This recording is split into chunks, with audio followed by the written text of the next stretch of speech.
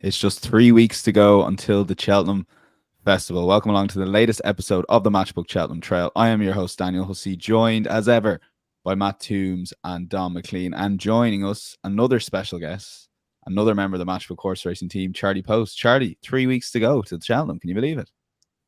Yeah, it's mental, Dan, isn't it? Glad to be here, but we just said off air, it seems to take forever, and then all of a sudden it's on you before you know it with the way that February is, and yes, so excited, can't wait to think that we'll be stood there. We'll be an hour and a bit away from off time, so yeah, really excited, really delighted to be on this podcast. As I listening to last week's, Tom Stanley said, we've sort of it's like being transferred to the big league, isn't it? When you get to come in here with these sort of supreme judges that are sat alongside me on the panel. So hoping that I put up a decent enough showing for all that my knowledge pales into insignificance against these other lads. One of the supreme judges here is Donn McClean. Donn, January drags along, and then February you almost wanted to slow down. It's only 3 weeks to go. A lot to be done before Tuesday of the festival. Yeah, it's a neat trick, Dan, by you convincing Charlie that it's been promoted to the big league when actually it's a demotion. Yeah, look, it's great. It's like as Charlie said there, it rattles along, and you're kind of going, you're waiting for you're dying for it to see how these are going to play out. And now, kind of 3 weeks out, you nearly wanted to stall for a little bit to get your ducks in a row, but no, there's no stopping it. But yeah, plenty. I know the major trials are over, but there'll still be a few contenders will put their head above the parapet, I'd say, in the next couple of weeks as well. Yeah, Matt, I feel like it's not even now. It's the next week or two. There's so many preview quotes, so many weights, handicap weights, entries. There's so much going on. I need like a day or two to slow it down. I've got a job to do as well as try and look at Cheltenham. I know a lot of your time is focused on the Cheltenham Festival, but it's tough. It's going to be tough these next 3 weeks. There's going to be a lot thrown out, a lot of punters, like different sort of quotes, as I said, a lot going on. Absolutely. And the handicaps, it's entries today. And so that's a fairly big thing. The real thing is the weights, because with the Irish horses doing so well in almost all the handicaps, you need to know the weights before you can have a bet. And that really is a pinch point of when getting into full chaos mode, which is great. Yeah. Really looking forward to it, and a special announcement that these three, alongside Tom Stanley and alongside a couple of other guests, will be available on the Cheltenham preview night this Monday night. So next Monday night, Cheltenham preview night, live on our YouTube and Twitter. Stay tuned on our social channels for the time there, but very much looking forward to that. And we're hoping to be one of the first Cheltenham preview nights out there. So very much looking forward to that. Get along and get involved live on the night. Plenty of prizes to be won on the night too. And before we get going, all we ask is to hit that like button. If you are watching on the YouTube stream, very much appreciated. Subscribe complete for free. The channel, best place to get all our content, Cheltenham content and beyond. And if you're listening on the podcast, please hit that 5-star review. We're going to start with our weekend review. Let's go to you, Matt, on the Ascot Chase trends first, and maybe bring Charlie in on a very impressive winner, I have to say. So a couple of trends. The first one is that winners are 2 from 8 in the Ryanair, 13% profit. Runners 4 from 33, 14% loss. But the last was Q Card 11 years ago. Best Ryanair trials are the big races at 2 and especially 3 miles. Many Ryanair winners start the season with aspirations for the Champion Chase, or typically the Gold Cup, drop back in class into the Ryanair when things don't go to plan. And the graded races at intermediate trips over the winter often aren't that strong. Being a long-standing Grade 1, the Ascot Chase is usually one of the stronger ones. But since Q Card did that double in 2013, 15 runners, including 3 winners, have run in the Ryanair. They've all been beaten. And if you've got a horse that naturally settles and so won't be too keen to step back up in trip to the Gold Cup, I think a prep over an intermediate trip can be a good strategy. Get match practice of jumping at pace, don't tend to have hard races. And runners have finished 3.52.6 UFP in the Gold Cup this century, so it's a fair record for that. Okay, yeah, Charlie, I have to say, Pictori's last 8 races, 6 wins, 2 second places. They've done a very good job campaigning this horse. Yeah, I mean, look, it's nothing that I'm saying that's anything new, but it probably just is another shining example of Paul Nichols's ability to exploit the fact that he doesn't make everything around Cheltenham. He has these very good sort of horses that are, I don't want to say with this horse that are just on the top class, because I think this lad is an incredibly high level operator. But Paul just goes out there and wins grade ones and wins big races. It's why he's perennially the champion trainer in the UK. And look, whether there's an element that maybe things were different when he had an absolute, team of A-listers, 10, 15 years ago, but he does make the point that he doesn't campaign the whole season around Cheltenham. Now, that might just be, like I say, because he doesn't feel he can compete with the big Irish two, Gordon and Willie, and maybe Henry to a degree. But like I say, I just think it's another advertisement of Paul just going out there and getting on with winning with good horses. Yeah, Donn, like Paul Nicholls is the headline here. Like, again, just sort of so impressed with this victory and the way, like, Harry Cobden, he's got in that and almost a replacement from Ruby Walsh back in the day. He is probably as good as there is over in the UK. Yeah, I fully agree with that. And we've said it on here a couple of times, Dan. Harry Cobden, he's so good. You watch his rides and watch what he's doing or trying to do in races, and it all makes sense. Like on Pictory, he had 5 lengths stolen out at the gate on a horse who likes to go forward, a horse that was competing over his optimum trip. He's probably, while he won the Melling Chase at Aintree last year, he's probably at his best going right-handed. Kempton and Ascot, they seem to suit him really well. His jumping was very, very good in the main. He made 1 or 2 little errors in the way around, but Harry Cobden had him in his rhythm from early. He never looked like he was going to lose. And on that, I wouldn't lose faith in L'Homme at all. Like he didn't have conditions in his favour. I know he's £8 higher in the ratings than Pictory is, but I thought the betting was the wrong way around. He's over a trip short of his best going right hand. We know he goes to his left. While he'd won at Ascot before, that was in a lesser grade, and even then he went to his left. He jumps to his left. He did it in the King George last year. So if you like, bookmakers pushed him out to around about 15.0 or thereabouts. For the Gold Cup. If you fancied him before Saturday, it's definitely not a reason to be put off him, because he just didn't have things in his favour. The trip was too short. The orientation was the wrong way around. So, and I thought for us, he didn't jump that well, or as well as he can, and maybe that the right-handed was a factor in that as well. I thought he ran pretty well to get to within 5.5 lengths of Pictory. Pictory, it doesn't look like he's going to go for the Ryanair Chase while he holds an entry. He's going to go back for the Melling Chase again. And he beat Fakir de Dairies in that race last year. So you can easily argue that's a good race for him, and he'd be one of the leading contenders again. And I thought Sail Away actually ran well. I know he was a massive price in the race. Actually, he was back from massive prices into like just big prices. But like, I know, look, in a 4-horse race, when you get close to 160 odd rated horse, then you can be flattered. I'm sure the handicapper shouldn't really alter him for this, but I think he could be an interesting handicapped horse, maybe back up to 3 miles as well. I think there could be a decent handicap in him. Yeah, Matt, you sort of knew the fate of the race early on, didn't you? I'd say, as Donn said, for the first fence, it looked like you could just see exactly how the race is going to pan out. Yeah, absolutely echo what Charlie was saying about Harry Cobden, Pictory and Paul Nicholls, and agree with Donn. I wouldn't give up on L'Homme. Another point there is that the yard form, 5 from 77 since the turn of the year, 6% strike rate. They were 35 from 116, 30% in November and December. Going through one of their quiet spells. Definitely got the impression here that this was a real prep rather than being a race that might be half a prep but half trying to win. Gave away plenty of track advantage. It's not an ideal prep, but Manila Indo and especially Lord Windermere were disappointing on their final runs before winning the Gold Cup. So I think listening to the vibes about him on the run up to the meeting, clearly plenty of cup would help. And just on the Ryanair, obviously didn't do Banbridge's form any harm, but as the lads have explained, I wouldn't read too much into this form. Pictory, he got a bit of a solo from 2 rivals who weren't seen to best effect. Okay, yeah. Dan, can I just jump in there? Just like, I think a bit much was made out of Harry's ride as well. I think you saw like L'Homme Pressé. When I'm listening to AP, I couldn't really understand he was flat out from the word go.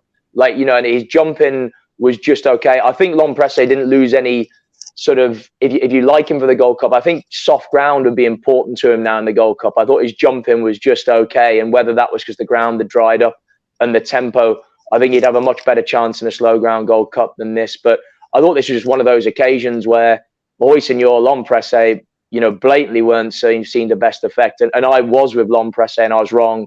And it just was a race that Pictory really, he just bowled along in front and he won the race because probably the other 2 that his main form rivals couldn't, in all theory, with these conditions. Yeah, it's one of them. Yeah, when rivals underperform, you tend to look better than maybe the bare result. But Lahan Presley, incidentally, still around that 15.0 currently on the matchup betting exchange for the Gold Cup. It will be interesting come the day. If he's a little bit shorter than that, who knows? But we'll move on to the Kingwell Hurdle. And Matt, give us your trend here, and I'll let Donn take it away on his thoughts on the race. The trend is that runners are 3 from 34 in the Champion Hurdle this century.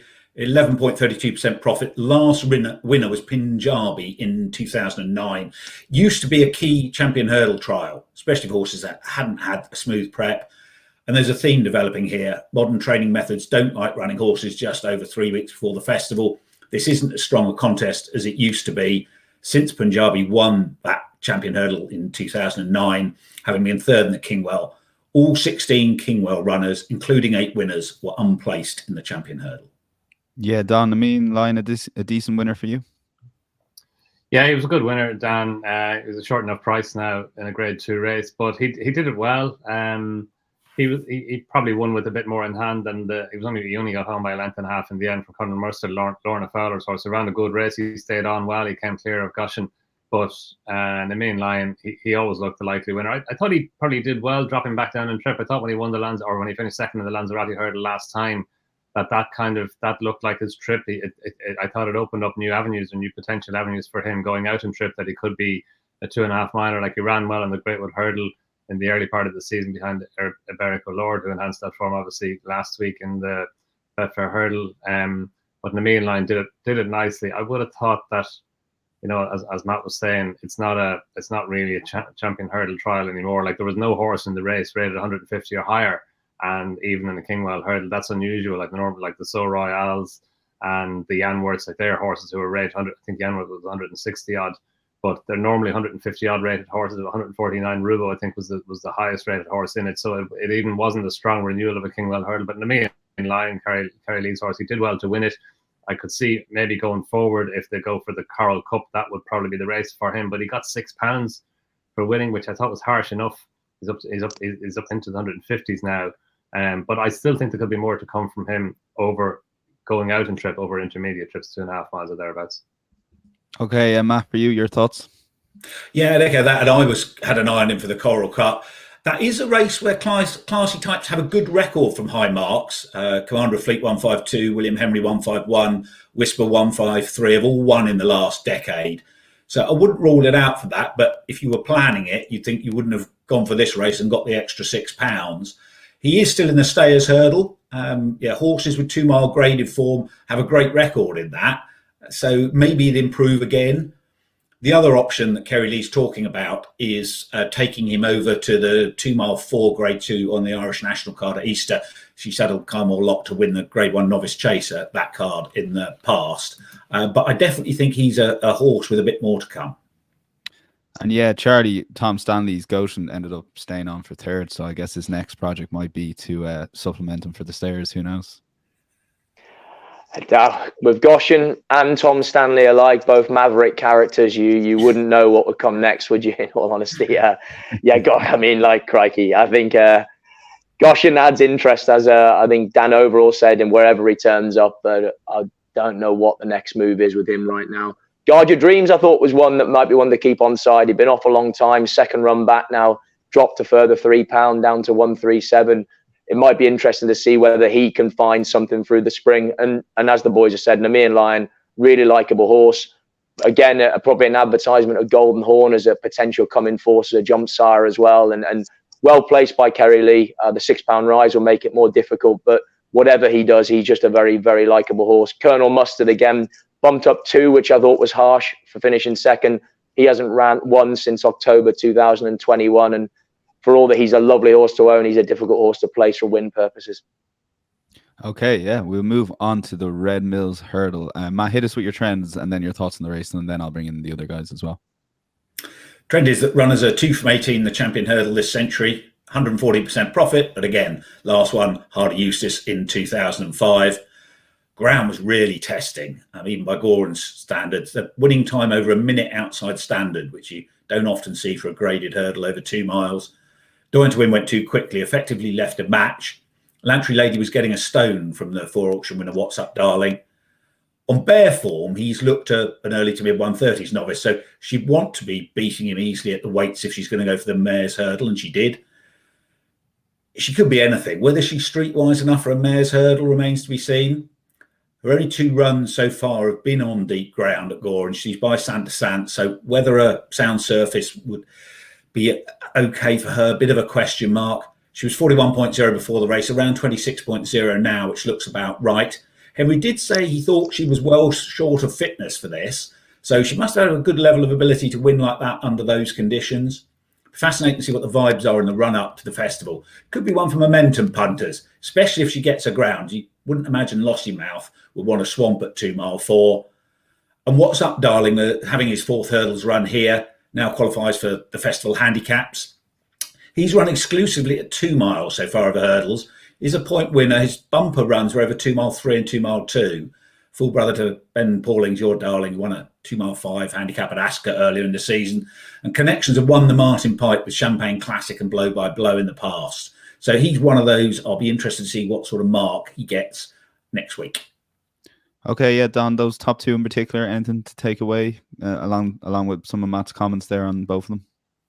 Yeah, like you can't not like Lantry Lady. She's only run twice, both times at Corran Park, both times on heavy ground. So we don't know a whole lot about her, both times over 2 miles. So 2.5 miles, mare's hurdle, better ground probably. It's hard to know, but she's, as Matt was saying there, she's really well bred. Her dam's a half sister to Annie Power.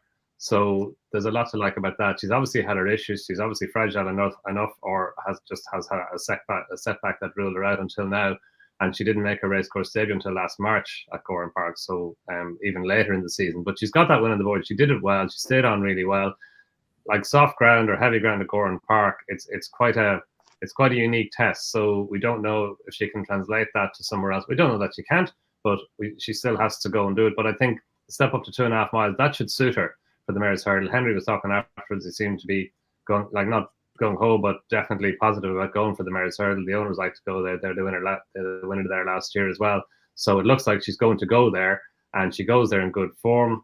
Please God, she'll remain sound and they can get a run at her. She could be a talented mare, but I just echo what Matt would say. The one worry is that going to a mare's hurdle on the back of just 2 runs. And look, her run last year, she beat Silent Approach last year. And Silent Approach, she's a Grade 2 winner over fences this season for Con O'Keefe. So there's an awful lot to like about her. I guess it's just the fact that we don't know an awful lot about her as well, or how she's going to be in different conditions and on a different track. But definitely the step up to 2.5 miles would be a positive. And if the ground came up a wee bit soft, then yeah, she could run well at the price. Yeah, as Don says, the owners had Muscada last year. Charlie, for you, Lantry Lady, maybe a place shout in the mare's hurdle, the vibes I'm getting from Matt and Don. Yeah, I think that's completely fair. I mean, she brings untapped and completely unknown potential to the table, and she's showing a pretty high level of ability already. As Matt said, she's a Saint to Saint mare. She's by Saint to Saint, and the dam was by Hernando. You'd think that she's bred to being extremely effective under testing conditions, and that's proved thus so far. Can she translate that over? Look, I don't see a reason why she can't translate some of her ability over, but whether she will end up proving to be a horse who's just extremely effective under very, very demanding conditions, and therefore could she be up to serving it up to Lossiemouth and some of the others? Maybe on potential, but would it need conditions to be very deep for her to be even more effective? I'd potentially say so at this stage. And she's an interesting contender, but probably wouldn't interest me right now for the race at Cheltenham, as in I just can't see conditions being demanding enough to bring her into the equation. Yeah, it will, of course, be soft in the first race, but whether it'll be soft enough obviously remains to be seen. But again, rain, anything can happen. So all those preview nights can be put in the bin the next 3 weeks if we do get deluge on before any of the 4 days, but particularly before the Tuesday or the Wednesday, I would say. Charlie, we will move to Tully Hill, and this has just blown Twitter wide open. This is blown the Supreme wide open, the Barry Bingham. So your thoughts on the race, first of all, this horse in general, and then I guess the $1 million question: where is he going to go at the Cheltenham Festival? Yeah, well, I mean, because I was listening to obviously the one with Ballyburn and Annie Power's sibling, the name escapes me now, about the fact that Willie doesn't like to to chuck the two big guns in against each other. And so the obvious thing was to split them up, Supreme and the 2.5 mile novice. And now Tully Hill's in there. And as far as I know, Tully Hill only has the entry in the Supreme. So that is a really sort of interesting fly in the ointment, really, for them.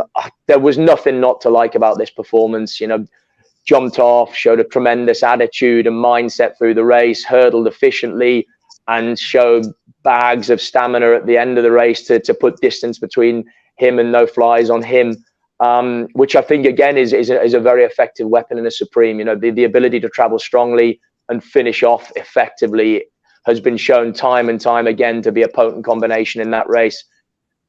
Yeah, I mean, again, I'd love to know Paul Townend's thoughts. I mean, who would he ride right now if the race was tomorrow, and if Tully Hill and the three big guns, how they're going to split them up? I mean, you'd imagine, as you said, Mythical Power will go Supreme with the keen going tendency.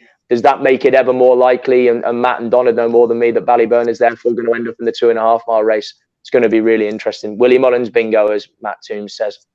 Yeah, well, Matt Toombs may be a good place to take you to your thoughts on Willie Mullins bingo. And I'd say if anyone has a grasp on Willie Mullins bingo, then maybe I'd put forward Matt Toombs as our best hope. So take it away. Oh, well, there's the kiss of death, isn't it? So just do the opposite to what I say now. So as Charlie said, Tully Hill not in the bearing bingo. Given how he's been turned inside out by dropping back to 2 miles, it'd be a real surprise if Willie wanted to supplement him the way he thinks. He'll go to the Supreme. So is he a B teamer or is he the Supreme A teamer? Worth repeating that the B teamers never win at 2 or 2.5 miles. So you've just got to focus on finding those top two horses and which way they're going to be split, rather than looking at what might be other very good horses but aren't quite going to be up to this. The vibes were strong about Tully Hill after the race. Willie saying it was a performance of the horse he thought he would become, second to a Dream to Share in the Grade 1 bumper at the Punchestown Festival. So if both Ballyburn and Tully Hill go for the Supreme, I'd have that as a big negative about Tully Hill's chances. Ball's almost bound to pick Ballyburn. But the vibes over the last 24 hours have been that Ballyburn's being switched to the bearing bingham. He's now shorter on the Matchbook exchange for that than the Supreme. And those vibes about that switch didn't occur when Mystical Power was seen as the likely alternative A-teamer. But they did when Tully Hill emerged as that potential other A-teamer. Dangerous game calling him Mullins bingo card 3 weeks out. But for the first time, I am getting some confidence behind which horses are the Mullins A-teamers. Supreme, Tully Hill, Bearing Bingham, Ballyburn. That's what I think is going to happen. Don, your thoughts? Clip that up when it turns out to be the opposite, Daniel. Yeah, well, I'm going to clip out the Don's next thoughts. So no pressure, Don. The next minute will be recorded. So good. Yeah, look, the lads have covered a lot of it. Dan, the one factor I think is also important is Paul Townend. Mark Walsh is going to ride Mystical Power wherever he goes. So Paul Townend could, if Tully Hill and Ballyburn both run in the same race, obviously that means Paul Townend can only ride one of them. If Willie Mullins splits them up, Paul can ride Tully Hill obviously in the Supreme and Ballyburn in the Ballymore. I'd say that's like, given that now Tully Hill is an extra ingredient into the mix that we didn't have last week. We had potentially him, but now we have him. And yeah, look, he looked so good, and I know he was beaten at what was it, 1 to 8. He was beaten at on his first run back, but that's all in the past now because his hurdling has got better with experience. He was that classy bumper horse last season. They decided to run him against a Dream to Share in the champion bumper at Punchestown instead of Ballyburn. Ballyburn, remember, went and won another bumper, not the champion bumper. So at that point, Tully Hill was higher than Ballyburn in the pecking order. Now over hurdles, obviously their seasons have gone in different directions, but they've both arrived back at more or less the same point. So yeah, like Tully Hill, given it makes it easier, doesn't it? That Tully Hill's only entry is in the Supreme. That makes you know, it's like those little questions you get at the end of a chapter in a maths book. The first one is done for you. So Tully Hill Supreme, and then of course there's the option to supplement, but that would be unlikely. So Tully Hill. And then yeah, I'm with Matt on this. I'd say it would be surprising if Ballyburn were to run the Supreme as well, and then Mystical Power, you know, Moscow Flower hurdle winner, although he should get further in time given his breeding. I'd say the 2 mile race is probably the race for him as well.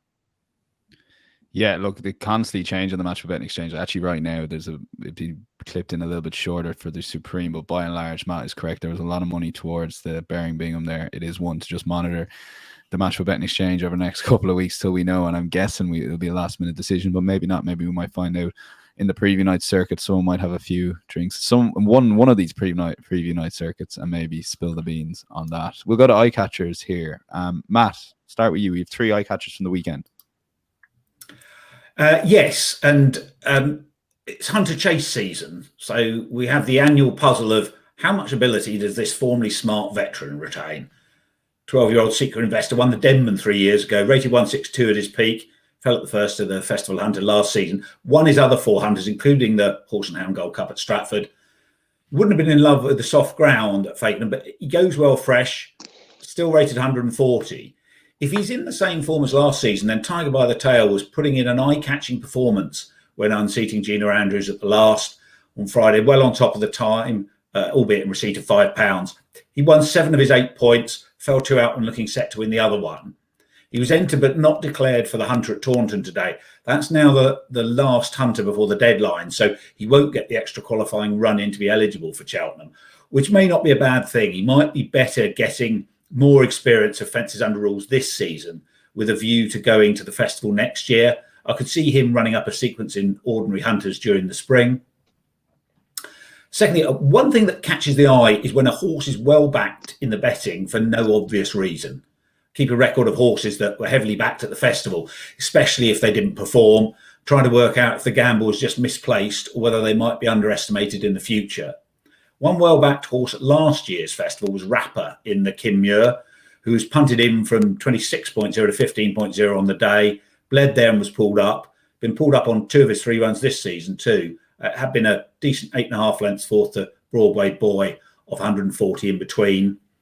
Down to 137, cheek pieces swapped for the visor he wore in the Kinmure. Finished really strongly to be a length second to 300 through 5 in the 100 grand handicap at Ascot on Saturday.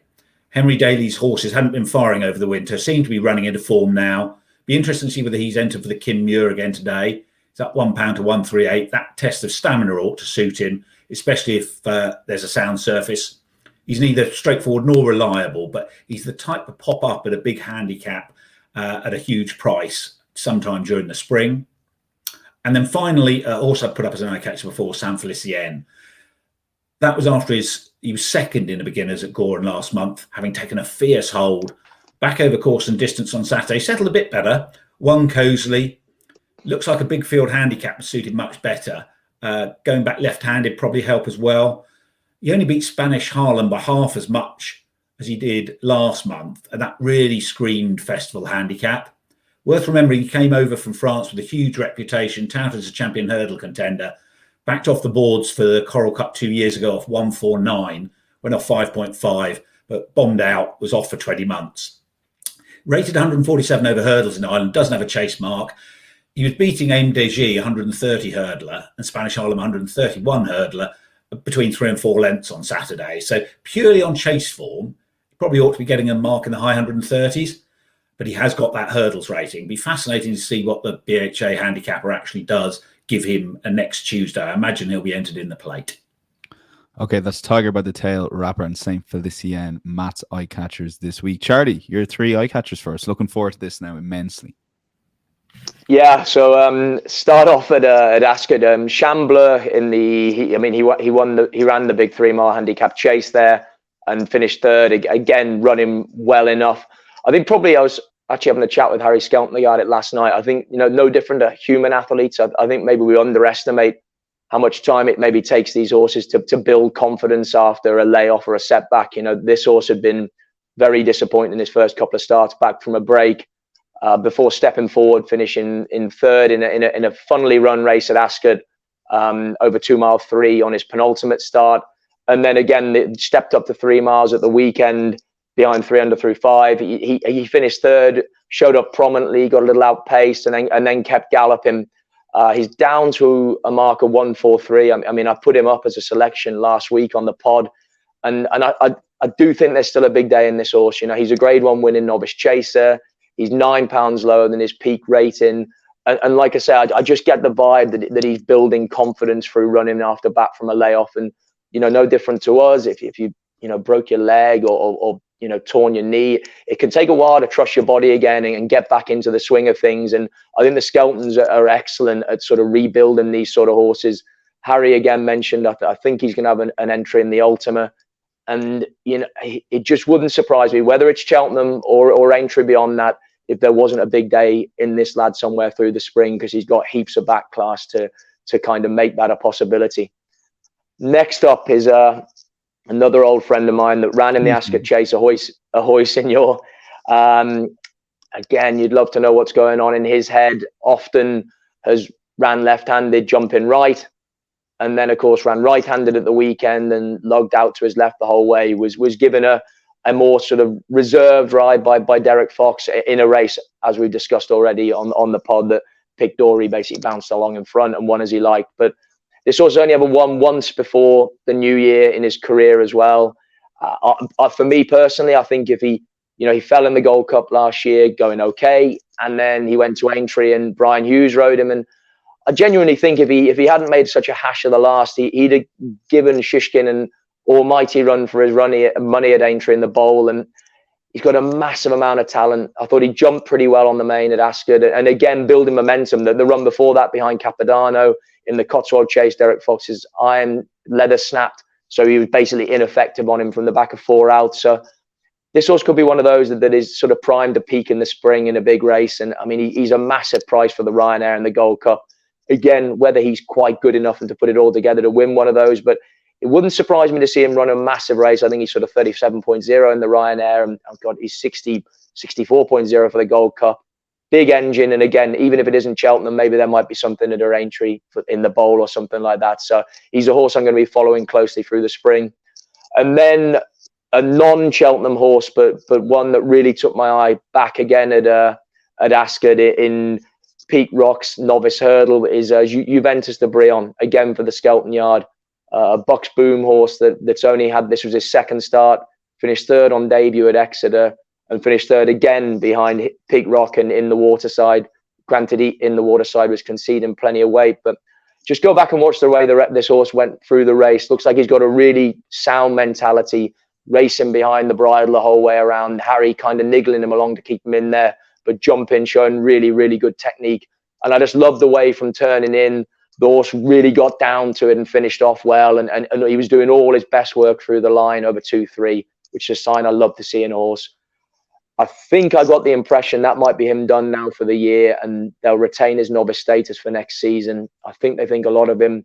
He's been given a mark of 117 as well, which I think is very, very workable, whatever they choose to do with him, whether it's through this spring or whether it's next autumn.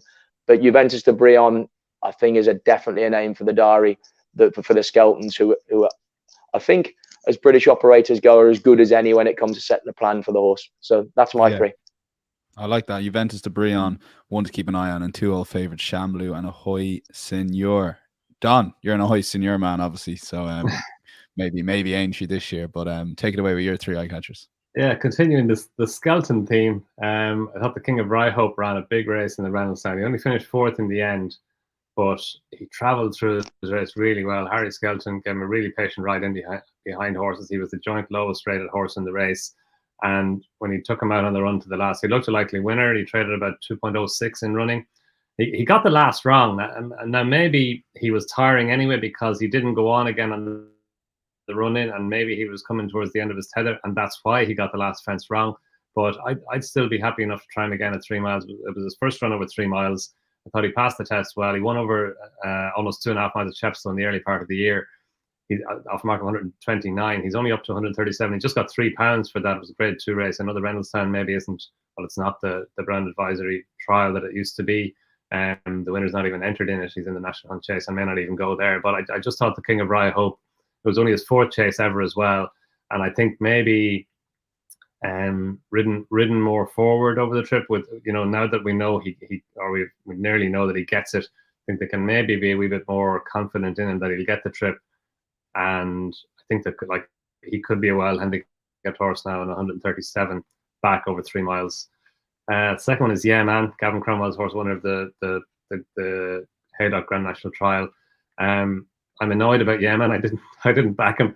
I was looking back through my notes. His Ascot runs were so good. He was unlucky. He could have won both his races at Ascot in the early part of the year, and I'd written down better over further and better on softer ground. He had both on Saturday. Fell into the famous bridge, horses for courses trap, and he was actually going well when he came down. But yeah, man, yeah, I think he's an improving horse. That extreme trip, he saw that really well. Like he dug down deep to get the better of My Silver Lining, and she'd won the Classic Chase at Warwick. She was only £5 higher than she was when she won that. So it was a good performance by him to outstay her, and the pair of them came nicely clear. Gavin was talking afterwards about the Irish National, which makes sense. He got £7 for that. He's up to a mark of 140. He could get an entry in the Kim Muir, and he's obviously below the 145 ceiling for that. So that would be interesting. If Gavin ran him in the Kim Muir, but I'd say wherever he goes now, there's more to come from me. Cheek Piece is on for the first time as well on Saturday, and that seemed to elicit a wee bit more improvement again. But I think it's the trip, and he handled the ground really well, but he's good on better ground as well. So the Irish National, that could be a good race for him, for Yemen. And then the third one is Arcoob, who ran a good race against the pace in the 2.5 mile handicap hurdle at Ascot. He was well back in the field early on in a race in which the pace held up well. Like Mothill and Bad, they were two green colours. They were towards the four the whole way, and they fought out the finish and they came clear. And Arcoob, like he won a handicap on the flat off a mark of I think in the high 80s back for William Jarvis. So he's a classy horse. He was only about 10th or 11th turning for home, and he did well to stay on as well as he did to get up for third place behind Mothill and Bad. He just got the better of Teddy Blue for that. That was his first run over an intermediate trip. All his runs over hurdles before this were over 2 miles. So this 2.5 mile trip, he saw it out well. If he'd be closer to the pace, he might have done even better than he did. And he was out of the handicap as well. He was £2 out of the handicap. So again, he's down around 120, and over 2.5 miles, there could be another handicap hurdle in him off that type of mark. Okay, yeah. Arcoob, Yemen, and the King of Raya Hope for Donn. We're going to move on to the Champion Chase. This is one of 2 Cheltenham races we're going to preview, anti-post section, and current prices that we have on the Matchbook Betting Exchange for the Champion Chase. El Fabiola, 1.7, a lot bigger than a lot of the sports books. JONBON, 4.3, 10.0 currently on Edwardstone, and you've got the likes of Captain Guinness at around 29.0, bigger prices the rest. And Matt, hit us with your trend, and then I'll let Donn kick off on the Champion Chase.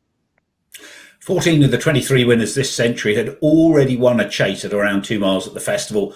This is the most specialist race over conventional obstacles. No surprise that previous festival winning chase form around the minimum distance is a good guide. El Fabiolo isn't the most fluent jumper, but he never looks like falling, even over the stiffer Irish fences. It doesn't seem to knock him out of a rhythm. And to me, he looks a banker. Yeah, Donn, for you, your takeaway and thoughts on the race. We're 3 weeks out, or 3 weeks out tomorrow. Prices currently, any horse stick out to you at the moment? I was trying to make a case for myself for Edwardstone winning place after he won at Newbury, but it was great to see him bounce back to form. The 2.5 mile project didn't work. He seemed to resent being held up in the Sylvania Conti Chase, the one that Branbridge won, and he just seemed to be so happy out in front. His jumping was very, very good in the game spirit. He won with a ton in hand. He had Boot Hill beaten when he came down. He beat Funambula Savola by 40 lengths. So, and the time was good. So an awful lot of positives about that. But then you come back to El Fabiola, and then you come back to as well, I was thinking after the race, ride him like that in the Champion Chase and put it up to him. But you're going to have Gentleman de May probably in the Champion Chase. You could have Elixir de Nuts. You could have Editor de Gite. There's going to be a fierce pace on. And if Edwardstone is in there mixing it with them, that'll suit El Fabiolo and JONBON as well, probably. You can just see them cruising in behind like they did last year and come up on either side of Dynamo in the Arkle and just ran away from him. So you can easily see that the race developing like that again this year. And Edwardstone, he's an admirable horse. He's 10 years old as well. It is hard. I know it's been done. Sprinter Sacre did it, and Moscow Flower. They won it as 10-year-olds. And Martha's son won as well as a 10-year-old. Specialty R, I think he was 10 as well when he won it. So it is a race in which the older horses can do well, but you just think El Fabiolo 7, JONBON 8, they're going to they're still young horses. And of those two, I just think, as we discussed before, I think El Fabiolo has gone on this year. I think the gap between him and JONBON has grown this season. I think the betting is around about right. 1.7 actually. To me, that looks fair enough about El Fabiolo. Outside of all of them, if Fernie Hollow showed up, that would be interesting. But I think Captain Guinness is still an underrated horse, but I know Matt thinks that as well. So I let Matt explore the Captain Guinness route. But no, look, it's just very difficult to get away from El Fabiolo for me. Yeah, Matt, maybe do take up on Captain Guinness, but your thoughts on the race. I mean, initially when I looked at the exchange there last night at 1.7 on El Fabiolo, seemed a tad big, I guess, but obviously, look, you've got to make sure he gets there and all that. Yeah, and you've got to have the appetite for that sort of anti-post risk, but I agree with you. I do think it looks a bit big. I was looking at the without market, certainly without El Fabiolo, perhaps without JONBON as well on the day. JONBON's odds on for that. He did jump poorly last time. And perhaps more importantly, he'll be ridden to win the race. And then Edwardstone, as I said, bounced back under forcing tactics in the game spirit. Whether he can keep that gallop up, I'm not sure. He could easily go too quickly and fade. So Captain Guinness, he barely gets the 1 mile 7 furlong, 199 yards. Did finish 10 lengths second on softest ground to Energumene last season. Then 3 3/4 lengths second to JONBON, the Celebration Chase, being much too keen. You'd hope a better pace would help him settle. He did settle much better in the Fortria when he gave £13 and brushed Riviera de Tel aside. Now, he then went to Leopardstown, 2 mile 1 on soft ground, always looked likely to catch out his stamina. In the end, it didn't get tested as he had a recurrence of that heart issue that caused him to be pulled up on his Chase debut in October 2020. Didn't take him long to get over that problem then. He won 52 days later, just a 39-day break this time, back to Leopardstown for the Dublin Chase, ridden to get a confidence booster, I thought, never threatening 14.5 lengths third to El Fabiolo. I can imagine him coming on a lot for that.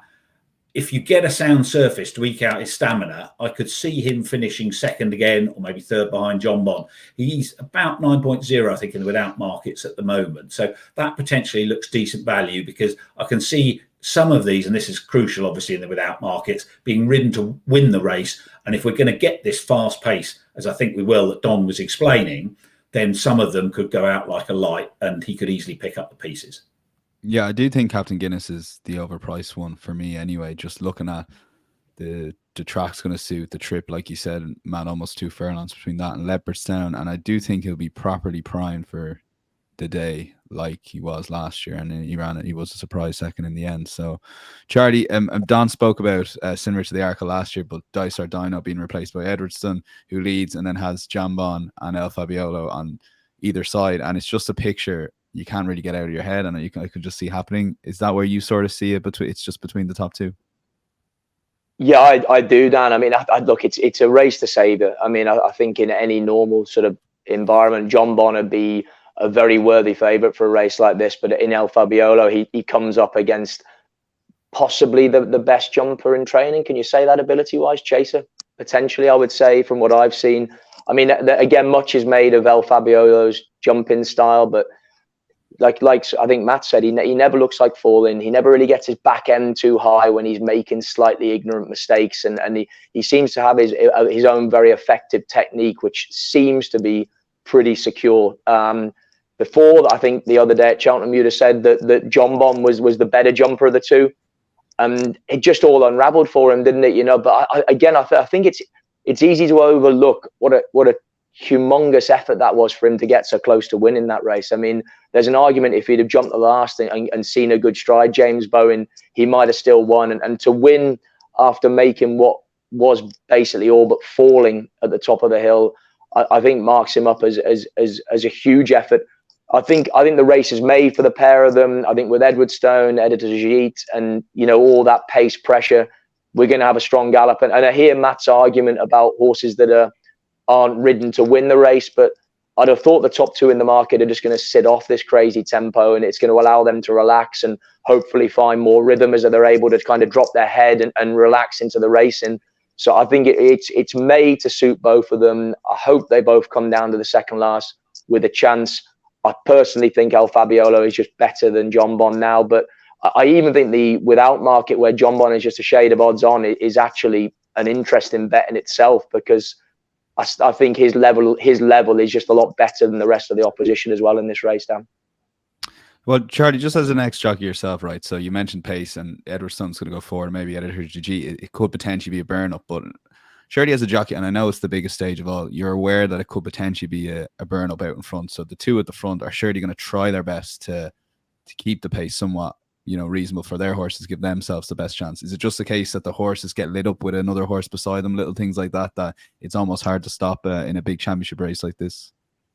It is, and but you make a really valid point. I mean, and it's something that, look, crikey, I don't need to tell Paul Townend or Nico de Boinville how to ride the situation, but there are times where you in theory think there is going to be loads of pace. So, but then what happens is almost the counter of it, and we end up with a muddling tempo because everyone is wary of taking each other on and going crazy. But I think when you have, if say Edward de Gite turns up, he's pretty one-dimensional and he's definitely going to go forward. It's hard to see after Edward Stone being so effective at Newbury that he isn't going to force the pace as well. So whether we get a crazy tempo, I'm not sure, but I think whatever happens in a champion chase, we're going to get a strong tempo. And like I said, I think that actually is a positive for JONBON and El Fabiolo, in that it means that Paul Townend and Nico aren't going to be having to take them back and try and get them to relax. The race itself and the speed of it will just allow that to happen and let the horses concentrate more on jumping. I think sometimes with these very, very quality horses, because you're they go in a gear slower than they want to, and the jockey is half fighting with them, it can sometimes take away from their technique. The more that Paul and Nico can let these horses just drop their head and look at what they're doing and concentrate solely on the jumping, I think is really advantageous. So I don't see jumping for either of them as being a concern. And like I said, I think the strong tempo is only going to help them, Dan. Yeah, and it's a similar question to you, Don. I guess you've seen a lot of these races, and I have as well, where you're expecting a strong burn up, but then the jockeys are aware of it. But it is hard when you've got two horses, I guess, taking each other on to set a certain pace that's going to give your horse the best chance to win. Yeah, look, if they all run and they all show up, there are a lot of horses in the race that want to go forward. So, and look, you'd imagine they're obviously going to think about it and think where's the competition going to come for the early pace. But at the same time, you have a Gentleman de May in the race or an Editor de Gite. They only go one way. Like they go forward, and that's how they have been ridden. That's how they've maximized their performance levels in the past. So it would be surprising to change anything too markedly in the champion chase. Edward Stone is a wee bit different because he has been held up. He has been, I think when he won the Arkle, he was held up, wasn't he? Then he got brought down at the fence in front of the stands. But he rediscovered a level of ability last time, having been held up in the Silviniaca Conti chase in the game spirit. So it would be surprising if, and I know a lot has been said about the Alan King horses, they don't tend to go forward, but he put up as good a performance as he's put up in a long time last time. And he, now maybe not 4, but probably 4 been ridden forward, but he was ridden forward and he achieved that level of performance. So it would be surprising if at least they didn't go forward. Now look, Tom Cannon is clever. He's not going to use him up and therefore have nothing left for the end of the race. But at the same time, his jumping was very good for being ridden aggressively the last time. So it would be surprising if he wasn't ridden aggressively now. And then, as Charlie was saying, El Fabiolo, he's a free going sort. He likes the fast pace. The faster they go, the better they'll be. I'm not worried about his jumping. I know maybe famous last words, but he makes a mistake, and he made 2 mistakes at Leopardstown last time, and he just didn't care. He just kept his rhythm and kept his momentum up, and to me that's key. He's never been beaten over fences. I know the score between him and JONBON is 1-1. JONBON beat him in that Tomnoff as his third led entry. He beat him in the Arkle last season, but he's got that win on the board over fences.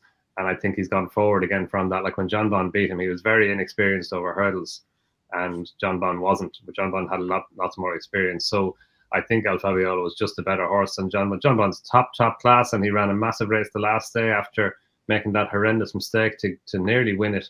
But I just think El Fabiolo was better. And you know, with the pace in the race, as the lads were saying, I think it's going to suit both of them. And yeah, it's very difficult to see it not developing into a tete-a-tete again between the two of them.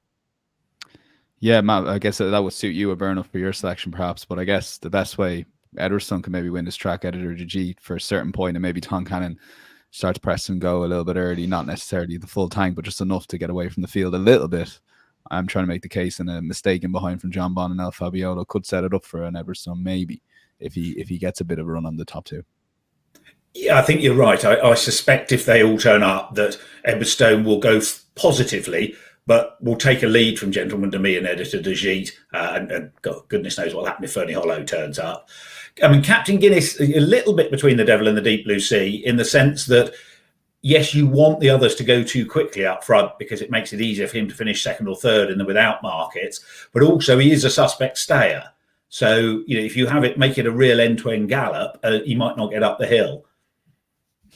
Yeah, it's pros and cons. I always think that as well with stayers, and you don't want the pace you need that perfect pace almost to chase. But yeah, tentative selections obviously at this stage with Captain Guinness without.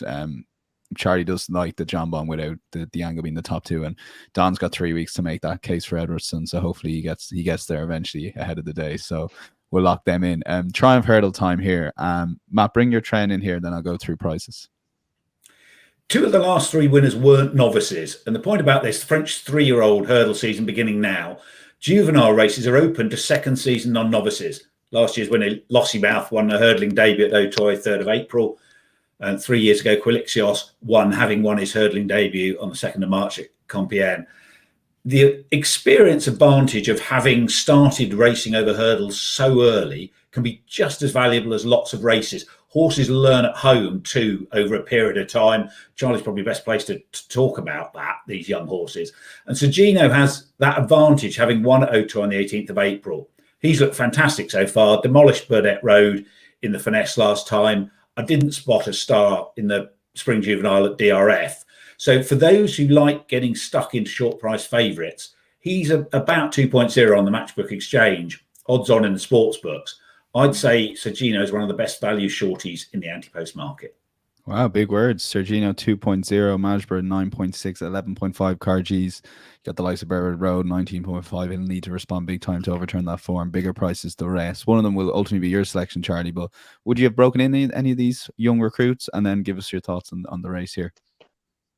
I mean, it wouldn't really be a race that we would be involved with breaking them in. A lot of them are French bred, and of course, plenty of them might have run on the flat previously, so wouldn't have come through our system.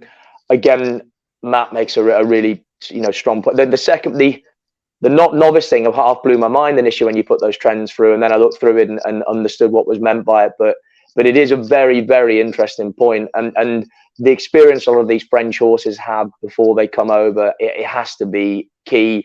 And again, therefore, it's no wonder that Willie Mullins especially is exploiting it with the sort of incredible ability they have to pick up these French horses. I love Sir Gino to start, but I thought he was unbelievably good at Cheltenham, beating Burdett Road, who I don't know, I thought would come unstuck against a top notcher with the way he goes about it, and it certainly looked that way at Cheltenham. But for me, I was slightly less interested price related, and I agree again with what Matt says, that there probably wasn't a future star at the Dublin Racing Festival, but I thought it was probably by far the strongest juvenile hurdle as a whole that we've seen this season. And I watched the race back a few times, and I came down with Stormheart. I think he's 9 or 10.0 at the moment. He finished second on that occasion behind Carges, but I just thought watching the race that he was trapped wide a lot of the way round, and he kind of looked a little bit tap for toe at moments through the race, and I thought I liked the way he really finished off well. I thought by comparison, Carges got a really lovely run through on the Danny Mullins and kind of had everything go his way on that day after being a bit keen in his races before that. But Stormheart, I could see improving for this, turning over to the new course in the Triumph Hurdle that favours staying types, less jumping through the last half of the mile of the race. And I wanted something that was presenting a fraction more value than the favourite. And he was the one that I came down with. I thought he hurdles pretty good. His race at Punchestown on debut for Willie Mullins was very impressive. And like I say, even though he got beat at the DRF, I didn't think he lost a lot in it. And I just thought that, granted another go at it, the way the race panned out could have been slightly more favourable for Paul Townend than it was on this occasion. Of course, I'm saying all of this for Stormheart, and Paul will probably go and choose to ride something else. But I thought he was interested at the prices, especially winning place. Yeah, Don, your thoughts on the Triumph? I think it's a fascinating race, Dan. There's so much going on. Like, you've got an English horse who's head and shoulders above everything else in Britain, And Sergino was so good looking in beating Burdett Road at Cheltenham. Burdett Road's a Royal Ascot winner, a horse 100 and odd on the flat, who has been doing everything really, really well and progressing and settling a wee bit better in his races over hurdles. And Sergino just blew him out of the way, and there's no reason to expect that, or to suspect that Burdett Road didn't run his race. So it was a massive performance. And then the Spring Juvenile Hurdle at Leopardstown, which is always a really good pointer to the triumph. You could argue the case for the winner or several of the beaten horses in behind, and as Charlie has. It was interesting that Paul Shannon chose to ride Stormheart in the Spring Hurdle, and that obviously had an impact in the market and where he stood, because he of all the races at the Dublin Racing Festival, it was probably the race in which Paul Shannon had the greatest quandary, because he had so little evidence to go on. Like Stormheart had won his maiden hurdle by over 20 lengths. Cargetis, she'd been beaten by Calaconte in the Grade 2 hurdle over Christmas, but she'd been keen in that race, and in fairness to her, she settled a lot better with that run under her belt, and she picked up well. She was a good winner of the Spring Juvenile Hurdle, and as we've seen before, the winners of the Spring Hurdle, Calixios won it, going back, O'Connor won it. Like, a lot of horses have won the Spring Hurdle and come on to win the Triumph Hurdle. So, but beaten horses in behind, they've done really well, going all the way back to Countrywide Flame. I think Farclat, he was beaten by Mr. Adjudicator in the spring. He reversed places in the Triumph Hurdle, and a couple of others as well have been beaten in the Spring Juvenile Hurdle. Tiger Roll was one. He was beaten by Guitar Pete in the Triumph, or in the Spring Hurdle, won the Triumph. So it is a race in which beaten horses can progress past the horses who beat them in the Spring Hurdle, and I think Majborough is potentially one of those. It was his first run for Willie Mullins at Leopardstown, and Mark Walsh had no hesitation in allowing him to stride on. His jumping was very, very good for a debutant, and even after he was passed on the run to the last, there was a lot to like about the way that he battled back and retained third place from the fast finishing bunting. And just listen to Willie Mullins talk. It does appear that he expects him to improve a lot on what he did. It was his first run in almost a year, and on Matt's point about a non-novice, he won back at Auteuil. He won a hurdle race at Auteuil back in April last year, and Cargesi has that on her CV as well. She's a hurdle race winner as well. But you'd expect Majborough to come forward a fair bit from that run, and he's always been highly regarded. He was talked about before he made his debut for Willie Mullins, and yeah, I think he's one of those beaten horses in the Spring Hurdle who could come forward and be a big player in the triumph. Okay, yeah, currently around 9.6. Stormheart, incidentally, around 22.0 on the exchanges, 11.0, 12.0 the sports book. Eddie O'Leary did say a couple of weeks ago he was going to go to the Triumph, so just one to keep an eye on there in terms of where he'll end up. Matt, over to you. Yeah, definitely agree with Don about the points he's making about those beaten horses. One at a huge price is Ethical Diamond. Vibes were really strong about him in the autumn, bombed out first time. Looked to be given a confidence-boosting ride in the Spring Juvenile, running on from the back, beaten just over 5 lengths in sixth, despite not being fluent at either of the last two flights.